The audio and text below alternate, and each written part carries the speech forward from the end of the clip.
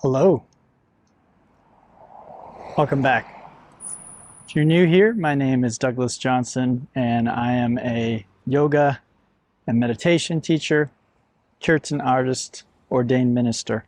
If you're interested in spirituality, spiritual practices, and even just health and happiness, then please click the subscribe button. If you get something from this video, please give it a thumbs up. And if you have a question, I'd love to hear from you, so leave it in the comments below. Today, I'd like to talk a little bit about dosing. Before I do that, I do want to thank all my patrons on Patreon who make these talks possible. And if you'd like to join that community and help support this work, then again, please check out links below. So what is dosing? Well, it's a term that comes from the medical field. I don't think it was invented or first recognized in the medical field, but I like that term because in many ways, the way modern Westerners think about medicine is a great way to think about many spiritual and yoga practices. So dosing is the idea of how much and how often we are using something. So an example would be taking a medication, let's say aspirin. If you have a headache or you have pain, then there's a recommended dosage for the aspirin, right? We don't necessarily, just because we have some pain, want to down a whole bottle of aspirin. That probably would not be very healthy or good for us. Likewise, if we have a headache and we take a tiny bit of aspirin, we don't take, say, the recommended 2 tablets, but we split a tablet in half and we take that, then we may not get the results that we want. Likewise, if we take some aspirin in the morning and our pain subsides, we take the proper dose, our pain subsides, but then we don't take another dose, the pain may return. So we might find that after a certain number of hours, we need to again take another dose. So this is probably obvious in terms of medicine. I don't think I'm telling anybody anything that they don't already know.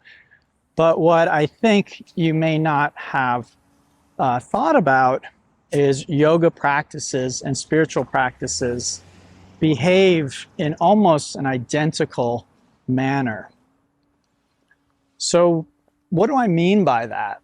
Well, if I hear that yoga is good for my health or good for weight loss or good for flexibility, and so I sign up for one class and I do that one class, and then I check to see if I'm more flexible or stronger or healthier or feel any better, I will likely find that that's not the case. So how much yoga do I need? How often do I need to go? Well, this is an excellent question. And I suspect one day in the future, we will have such affordable and prevalent testing that each individual will likely be able to find out for themselves what is an optimal amount of dosing for a given practice.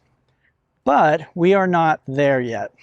And so we pretty much have to rely on how we feel or the evidence of changes that we see in our body. And this can be a lot less accurate and a lot more difficult. But what I'd like you to consider is that if you haven't given a practice enough time or enough repetitions, if you're not doing it often enough, regularly enough, then it's a very good chance that you will not see the results that are advertised for that particular practice. So let's just take yoga, for example. I think most people in modern culture would say they recognize that yoga is good for your health. You're going to gain flexibility. You might lose some weight. You might get more toned. So again, one class, is this going to give us those results? I think it's not too hard to recognize it's probably not going to happen with one class, right? I think most people understand that. So let's say one class a week. Is that enough to expect those results? I'll just say from my own experience, and especially this is true for people who are maybe newer to the practices, it's probably not going to give you those results. One class a week is likely not enough. Again, this is based on decades of teaching and doing yoga, and just, again, I don't know that there's a study that's been done, but very often yoga practices are most powerful when done at regular intervals. So then, what is a good number? I'd say when we're getting into 3 times a week, we're starting to get into the zone where we're probably getting proper dosing. Now, is 3 classes a week going to work for you?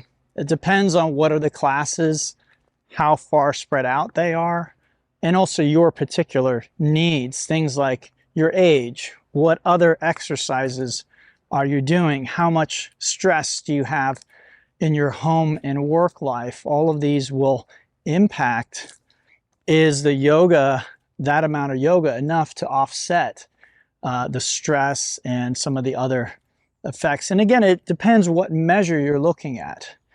If you're looking for weight loss, depending on your diet and what else you're doing, you might have to do a lot of active yoga, like 5 days a week, 7 days a week, to start to notice the difference, okay? On the other hand, if you're looking for stress relief, then 3 classes could be plenty. Again, it will depend on what kind of classes you're choosing, and then how easy it is for you to fit that into your schedule. Is there a yoga studio right around the corner from your office that you can pop into during lunchtime or before or after work real quickly? Or do you have to drive after work or early in the morning, adding more stress to your schedule? Sometimes it might be so stressful to get to yoga that any benefits of the yoga might be offset by that stress. So at the 3 classes a week mark, I think you're starting to get into the Goldilocks zone. Some people practice, and I'm talking about asanas right now, postures, okay, yoga classes, which the vast majority of them are posture classes. So I'd say doing it every day is a possibility if you're switching up the style. I personally, based again on experience, anecdotal evidence, scientific evidence, I don't think 7 days a week or even maybe 5 days a week of the same sequence is a good idea. And this flies in the face a little bit of some yoga traditions where they very much would say get up every day and do the same series of postures in the same way every day. Again, for me, I think you would get a lot more benefit by varying not only the sequence, but probably the style if you're going to practice that much. If you're doing 3 times a week, then I think maybe the same sequence, same style. Again, I think you could get more by varying it, but it's probably okay. It's probably safe. I'm not sure that over the long term, 5 or 7 days of the exact same thing is really optimal, or maybe it may not even be safe over the long term.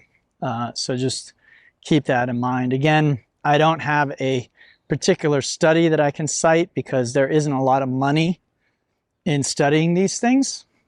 So there isn't a lot of research funding for these types of studies, and that's why they're not done. So we really, unfortunately, do have to rely on anecdotal evidence.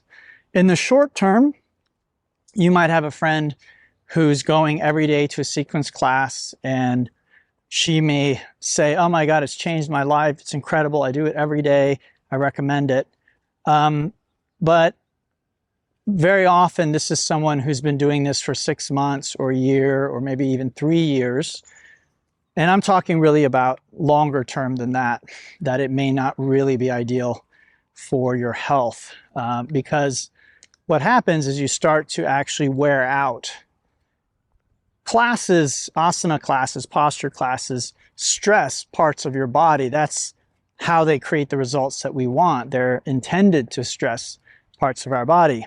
But when we are daily stressing the same joints and muscles in the same way over and over and over again, very often this can actually lead to a repetitive stress injury, problems with repetitive stress. So much better to on Monday stress certain joints and muscles, and then on Tuesday change it up. We see this as, I think, an integral part of current gym culture, where people might have leg day and then arm day, or they might have a push day and then a pull day. So they've sort of built this in, this idea that we need to vary which groups of muscles are being stressed at any given time. Okay, so this is maybe not as well understood, or the education isn't as robust in the yoga tradition. So this is what I would like to see. This is what I would recommend for people. So this is one example, asanas, doing asana. I'd say if you're not doing 3 times a week, it's probably too little to expect much benefit. Whether you're talking about flexibility, strength, improving your balance, improving or managing stress. I don't know if I already mentioned weight loss, but any kind of a sort of fitness goal, toning of muscles, probably once a week is not enough on its own. Now, if you are doing, let's say you're trying to lose weight and you're also running and hiking and swimming and doing other things, then sure, once a week might play into that. It might be one among many things that you're doing to help with your weight loss. But ultimately, yoga isn't really, it does so much more than weight loss, and there are other things that probably you can do that might actually be better for weight loss. So a lot of times when we're doing yoga, it's because we want a lot of those other benefits in addition to, or perhaps those are the main things we're looking for, is stress relief, a sense of calm, a sense of peace.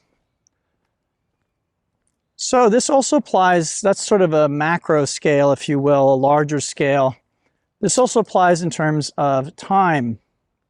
When I started teaching yoga, many of my classes were 90 minutes.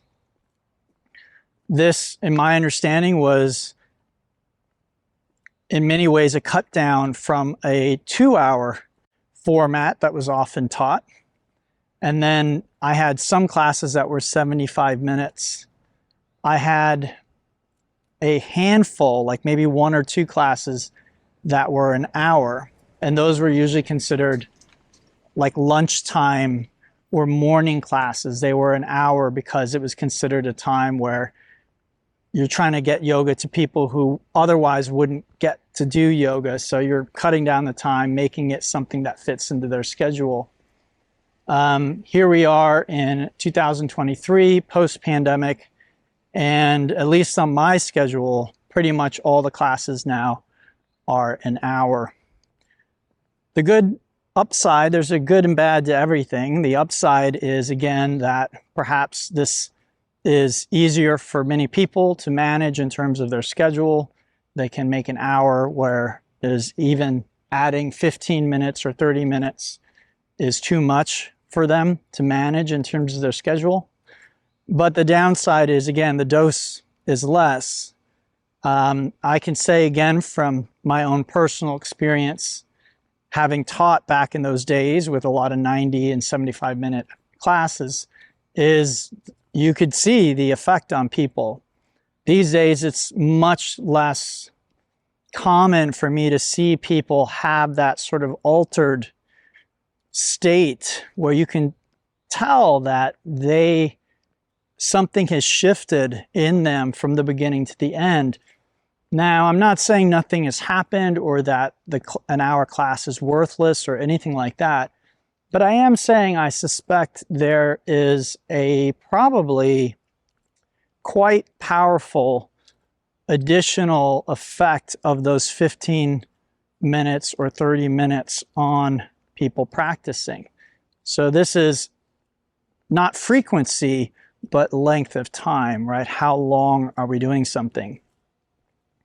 Now, more so than the asana or posture practice, I think this applies to meditation, which if you are someone who is following my teaching, then you know that meditation is really the cornerstone. It is the hub of what we do.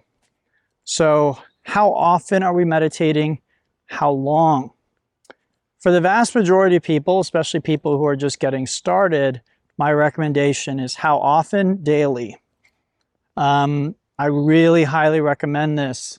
And what I recommend for people just getting started, because I know carving out 20, 30 minutes might not be possible for everybody, why don't you start with every day and just start with 5 minutes? The type of meditation that I offer and that I teach to people is something you can easily do in 5 minutes. Will you get benefit out of 5 minutes of doing it?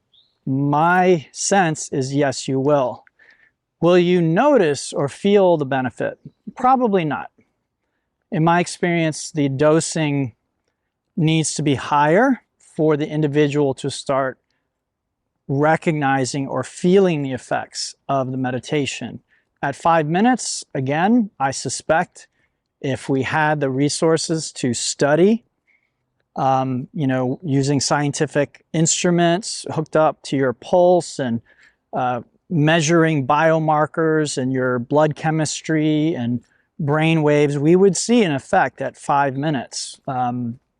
However, the individual might feel like I just sat there distracted for 5 minutes. I don't feel calmer, I don't feel more relaxed, I don't feel like I got any benefit.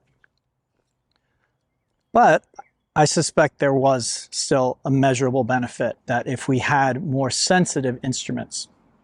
This is a point that I think I've made in the past, and one day I may actually do a full talk on it, which is that our conscious mind is actually not that sensitive.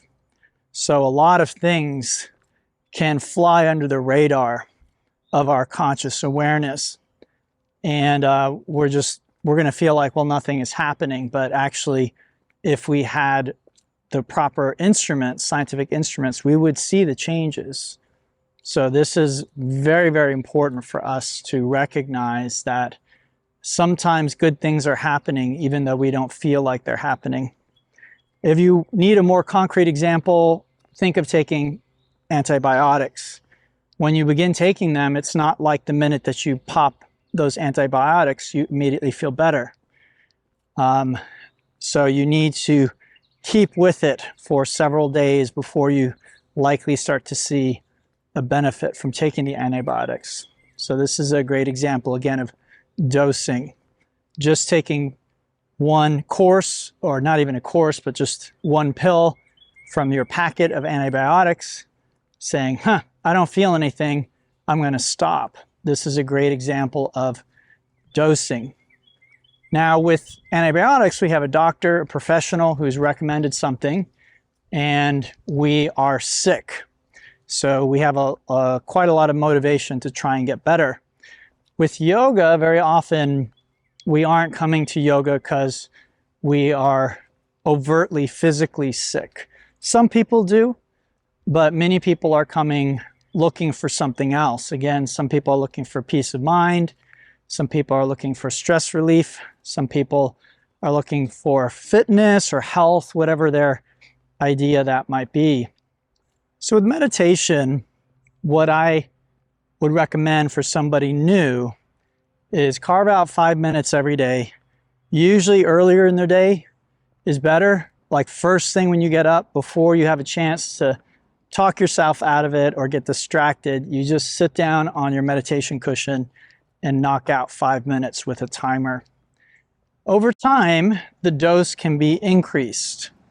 Once the habit is established, if you really want to go slow, you can add a minute every week. So the following week, you're doing 6 minutes, and then it's 7 minutes, and then it's 8 minutes, and then it's 9 minutes, and on and on. You could also go in 5-minute increments. So you could start with 5 minutes, and then the next week you could double that to 10 minutes, and then 15, 20, and right around 20 to 30 minutes is a very nice dose for most householders like you and I. There's been quite a bit of study that's been done that shows that after 11 hours of meditating and 20 minutes a day, right around there, people are getting lots of measurable benefits. Again, whether they perceive it or not, we're talking about studies where they're measuring biomarkers and other things. So asking people, well, do you feel more relaxed? Are you happier? They may not sense that anything has really happened. But the scientific instruments, that's the beauty of using science to study this stuff, that it's showing that there have been changes. Another approach would be doubling it. You could get up pretty quickly to speed that way. 5 minutes the first week, 10 minutes the next week, 20 minutes, and there you are in 3 weeks if you feel up to it, getting there.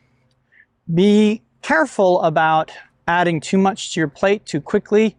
This is a common strategy of the ego.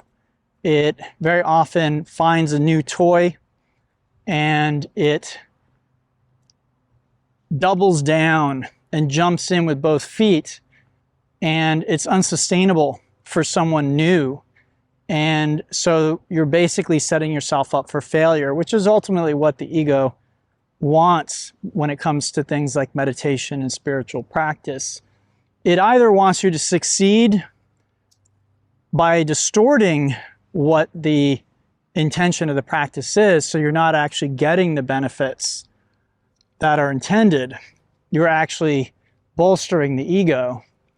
Or if you are practicing in the correct manner to get the results, which is basically a dismantling of the ego, then it will try and encourage you to fail, essentially.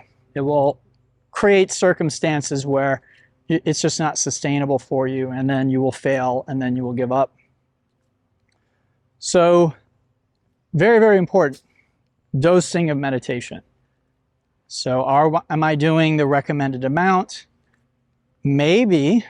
Here's another aspect of dosing I'd like to talk about, which is we are different. So one of the things that's starting to happen in medicine more is more testing.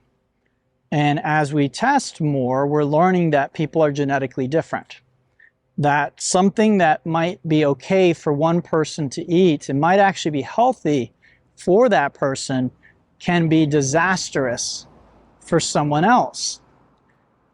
What I like about the ancient wisdom traditions like Taoism and Ayurveda, like classical Chinese medicine, Ayurveda, is that they recognize constitution.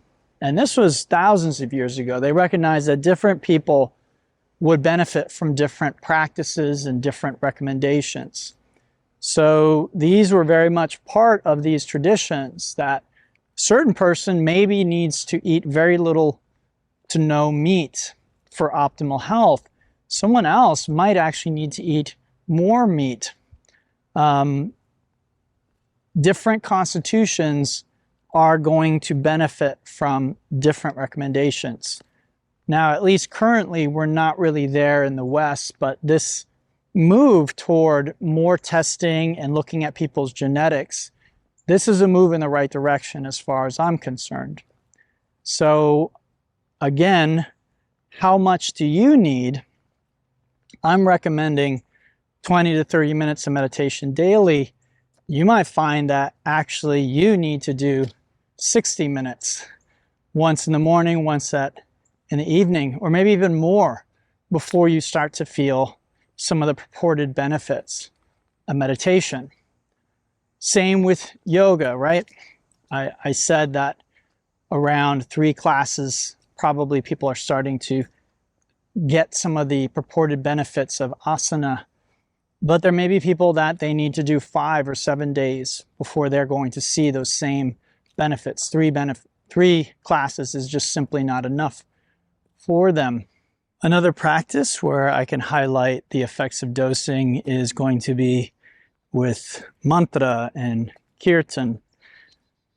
As those of you who've been to my in-person classes know, we chant very briefly at the beginning and then again at the end of every class. Is that enough to really have an impact? I believe that it is. I believe it's having an impact. Is it enough so that you will consciously feel the impact? I suspect it's probably not. I suspect most people come to the class and they do the chanting because I'm offering it and I'm telling them how it's good for them. But I'm not sure how many are really feeling the effects. If we did the chant versus not doing the chant, I'm not sure how many would really feel the effects of that. But I know from personal experience that once you immerse yourself in that practice, and if you do quite a bit of it over the course of a day or even several days, it really can have a very, very powerful impact.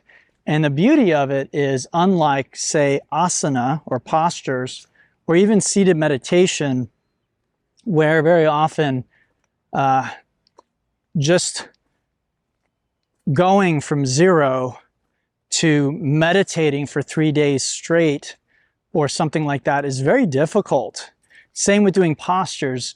Not having done any postures and then, say, going on a retreat and doing like 3 or 5 days of postures would be really, really difficult for most people. Most people fairly easily can actually show up and do 2 to 3 days of a lot of singing, a lot of chanting, no problem. And again, I know from personal experience, having done several things like that, it can have a really outsized, outmoded impact on how we feel. So that's another example of dosing. So I hope this was helpful for you today. It's something I just want you to keep on your radar and to think about. If you're ever introduced to a practice and you try it and the objective experience is nothing is really happening or I'm not getting anything from this, hopefully you can think about dosing and how perhaps you need to increase the dose before it's going to be something that you consciously feel the impacts of. I do want to mention, though, that sometimes doses need to be decreased as well. Okay, so it's not always about increasing the dose. Some people, when they do some of these practices, they might start to get really anxious, or they might start to get very depressed. There might be other adverse effects that can come with doing certain practices, especially energetic work. So things like breathing techniques, mudras, bandhas, psychological work like inquiry, meditation. These deeper, if you will, more powerful practices can have a destabilizing effect on us. And if you're listening to this, you are most likely a householder. As dedicated as you are to your spiritual practice, you probably are not in an ashram or a monastery listening to this. And so as a result, even in an ashram or monastery, even on a retreat, there still is a baseline of functioning that we're expected to have. We can't become completely dysfunctional, nor do we want to. So we always want to keep an eye on dosing and perhaps overdosing, right? Where now the amount of asana we're doing is creating problems. So again, if we're talking about asanas or postures, I'm going to 2 classes every day, 7 days a week, and I'm feeling pain in my joints or at my attachments, like at the ischial tuberosity in my hamstrings. I'm feeling a pain or a burning there. Or I have some kind of adrenal fatigue. I'm doing so much power yoga. Very often overdosing is a result of addictive behavior. This is something I've spoken about in the past, and it bears repeating. Yoga and spiritual practices can be addictive. We can use them just like an alcoholic uses alcohol or a drug addict uses substances. You are basically using something in an addictive manner when you're using it to run away from feeling or knowing or experiencing something.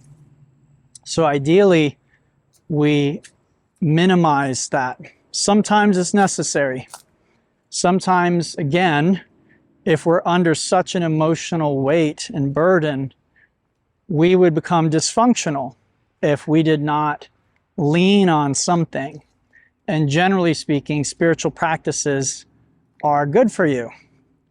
But if we're using them to run away from something, or we're overusing them and we're beginning to create physical or mental or emotional problems, then we may be overdosing. All right, everyone, I hope you enjoyed today's discussion. If you have any questions, please reach out. If you got something from this, consider making a donation, sending me a tip, or joining the Patreon community. If you're on YouTube, please give a thumbs up, subscribe, and just say hello in the comments. All of those things really do help. Until next time, everyone, thanks again, namaste, and have a beautiful day.